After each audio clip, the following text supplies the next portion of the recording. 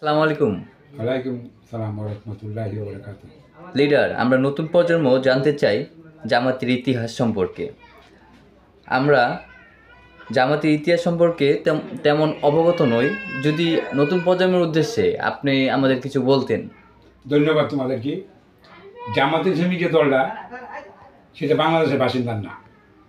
এক দুই, এটার প্রতিষ্ঠিত হয়েছে মহাভারত থাকাকালীন ভারতে 1941 সালে সৈয়দ আবুল আল মওদুদির নেতৃত্বে এই জামাত ইসলামী গঠন করা হয়।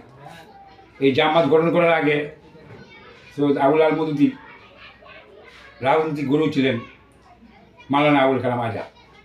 ওই আজাদ সাহেব বলছিলেন, এই মওদুদি, তুমি যে সংগঠন করবা, তোমার একটা গণতন্ত্র তো লেখছো, গণতন্ত্র নিয়ম কারণ দেখি তো তোমার গণতন্ত্র।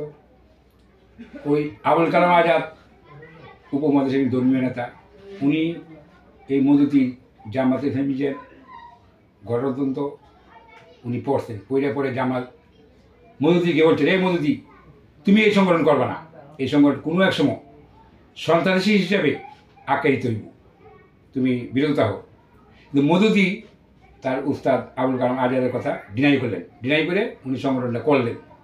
এটি বলছি আমি 1941 সালে, যখন ব্রিটিশ ছিল ভারতবর্ষে। তো এই জামাত প্রথম দল গঠন করার পরে যে অপরাধটা করছে, তরুণ প্রজন্মের উদ্দেশ্য বলছি, তুমি এটা ভালো করে মুখস্থ রাখবা। দেখো কী অপরাধটা করছে আমি বলতেছি। সুন্নি একটা জাত আছে মুসলমান ভিতরে, এই সুন্নি জাত আমাদের মুসলমান না। এটা কার কথা? জামাতে ইসলামীর কথা। জামাতে ইসলামী এই ইস্যুতে ৫-৫০ হাজার নরনারীকে প্রথম হত্যা করছে। কোথায়? ভারতে। করার পর ইতিমধ্যেই 1947 সাল এসে গেল। ভারত থেকে পাকিস্তান স্বাধীনতা লাভ করলো 1947 সালে। এই সৈয়দ আবুল আল মওদুদির নেতৃত্বে জামাত ইসলামী যত নেতাকর্মী সবাই অবস্থান নিছে পাকিস্তান একটা অঙ্গরাজ্যের নাম হইল লাহোর। ওই লাহোরে অবস্থান নিছে।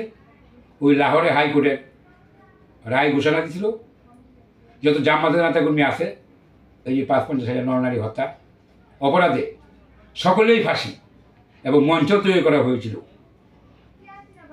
ওই মুহূর্তে পাকিস্তানের প্রেসিডেন্ট ছিলেন ফিল্ড মার্শাল আইয়ুব খান। আইয়ুব খানের ক্ষমতা জোর জবরদস্তি টিকায় রাখার জন্য প্রথম এই জামাত ইসলামী যে অপরাধ, এটা ক্ষমা ঘোষণা করলেন। জামাত প্রতিষ্ঠিত হওয়ার পরে এই প্রথম যে অপরাধটা করলেন, ফাঁসিতে মাপ পাইলেন, প্রথম অপরাধ। ইতিমধ্যেই 1971 সালে এসে গেল।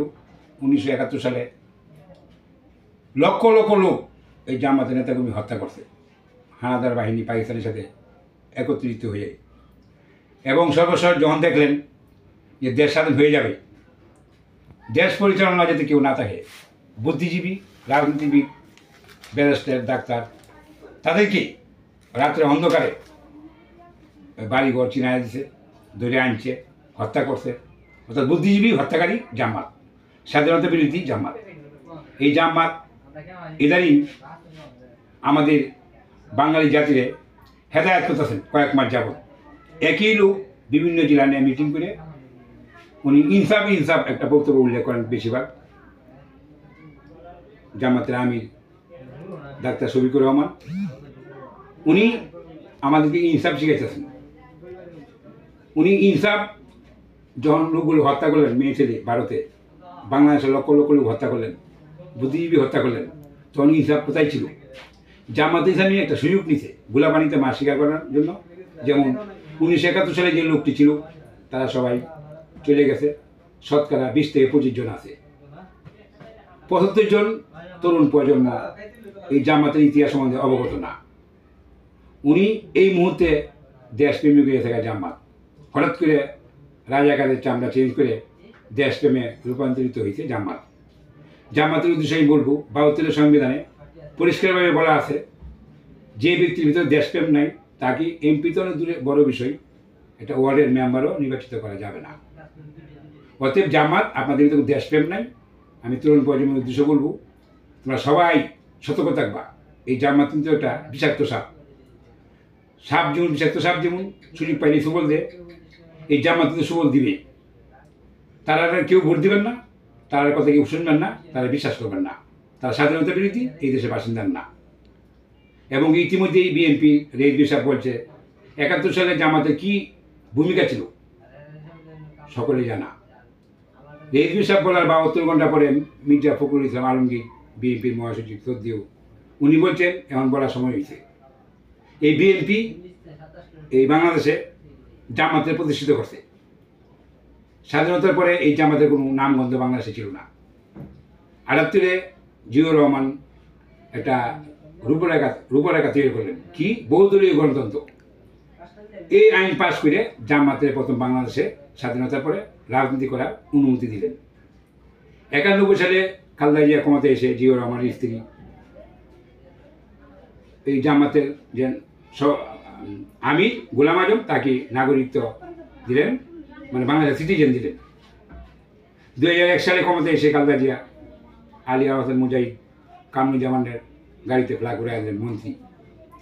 এই 3টি স্টেপে বিএনপি বাংলাদেশে জামাতে প্রতিষ্ঠিত করছে। এই জামাত বিএনপির কলিয়া বাজি করে খাবে, প্রস্তুতি নিচ্ছে। এই জামাত কোনোদিন আমাদের আওয়ামী লীগের 36 লক্ষ নেতাকর্মী কাগজপত্রে আসি, আওয়ামী লীগের হেডকোয়ার্টার 23 বঙ্গবন্ধু এভিনিউ কাগজপত্রে 36 লক্ষ নেতাকর্মী এখন আসি। আর যদি আমাদের ফ্যামিলি 5 থেকে 60 জন সদস্য ধরি তাহলে কয়েক কোটি হয়। আমরা 36 লক্ষ নেতাকর্মী বাংলাদেশে বিলতে আসি থাকা অবস্থা কোনোদিন জামাত এই দেশে রাষ্ট্রীয় ক্ষমতা আসতে পারবে না। জননেত্রী শেখ হাসিনা, বাঙালি জাতির নেত্রী জননেত্রী শেখ হাসিনা সালাম নেন আগামী নির্বাচনে নৌকা মার্কে একটা ভোট দেওয়ার জন্য সকল শ্রদ্ধাভাজন ভোটারদের প্রতি আমি আহ্বান জানাচ্ছি। জয় বাংলা, জয় বঙ্গবন্ধু। আসসালামু আলাইকুম ওয়া রাহমাতুল্লাহি ওয়া বারাকাতুহু। ধন্যবাদ লিডার, আপনার মূল্যবান সময় নষ্ট করে আমাদের আজকে কিছু তরুণ প্রজন্মের উদ্দেশ্যে কিছু বলার জন্য। আসসালামু আলাইকুম। ওয়ালাইকুম।